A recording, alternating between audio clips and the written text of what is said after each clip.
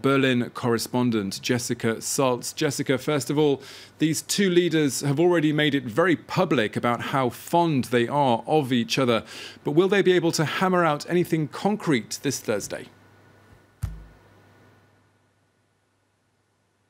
Well, of course, that remains to be seen. Certainly, there are high hopes in Germany that Macron is going to kickstart the Franco-German motor. And we've seen Chancellor Angela Merkel be very effusive about Emmanuel Macron. So I think there'll be a lot of attention today as these two leaders sit down with, of course, lots of their government ministers and to put down a sort of roadmap for European reforms and how they plan to work together. But while, of course, Emmanuel Macron really needs to show that he's hit the ground running when it comes to being a new president of France, we may see the German side put the brakes on slightly because, of course, Angela Merkel is 2 months ahead of general elections here in Germany. Will not want to be agreeing to anything too dramatic, not too many far-reaching reforms.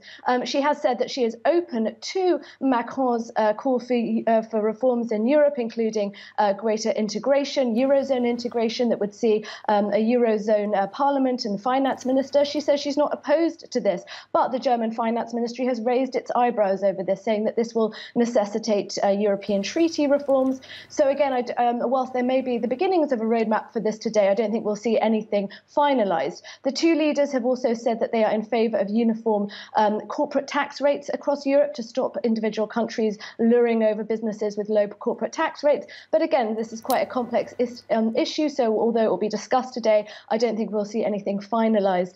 And of course, we had Emmanuel Macron ahead of today's meeting talking to French press, calling on Germany to essentially put its hands in its pockets and invest more. He's not the first president to call on Germany to do so. He's not the first European leader to call on Germany to do so.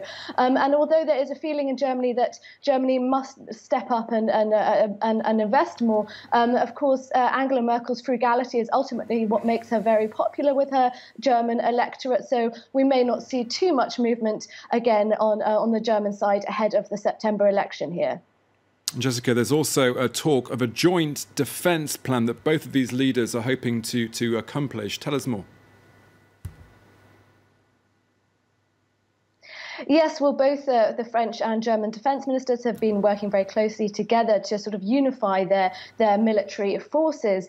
This is something that has been backed by the European Commission. It's called the Permanent Structured Cooperation, or PESCO, as it's been called. It's certainly no new idea, the idea of uniting the military forces of Europe. But here, France and Germany certainly seem to be taking the lead, uniting their military forces in an effort to make them more effective and more efficient. This is what the Defence Ministry of Germany, Ursula von der Leyen, has been saying. So we'll hear them discussing this certainly today. They are hoping that it will go beyond the bilateral efforts of just France and Germany. They hope to attract other European countries to join in on this, because there is certainly a feeling that after losing the military might of Britain from Europe, and also with certainly uncertain relations with the United States and obviously great global defence and security challenges, that it's a time for Europe to come together. And this is somewhere today where France and Germany can show that they're taking the lead.